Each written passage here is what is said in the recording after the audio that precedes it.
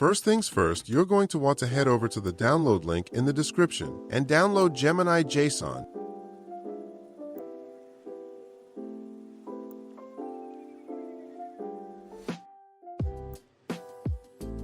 After you have downloaded Gemini JSON, run the setup and launch our tool.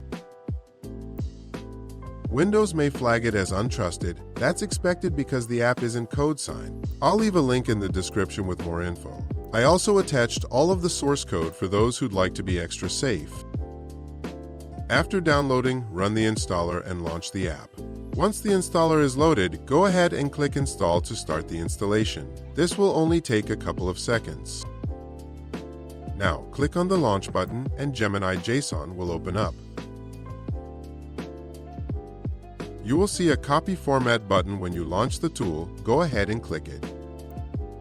Now, head over to Gemini or your AI model of choice and do the following. Start your prompt with this or something similar, then press Ctrl+V to paste the format. After that, add your project instructions, just like shown in the video.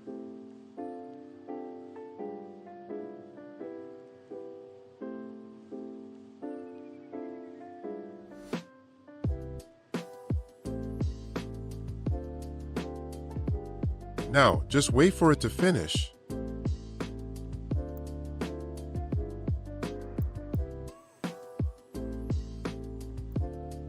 Copy the JSON file you received from the model. Head over to any text editor. You can even use Notepad if you would like. Paste what you got from the model and save the output with whatever name. Just ensure it ends with .json.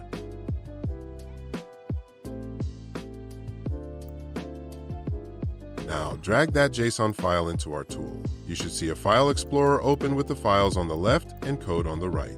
Now, all that is left is to export your project. You can do so by clicking the Export button in the top right corner. And that's it! You can now generate all kinds of different project types, from simple HTML web pages to full applications built with Node, React, and many more.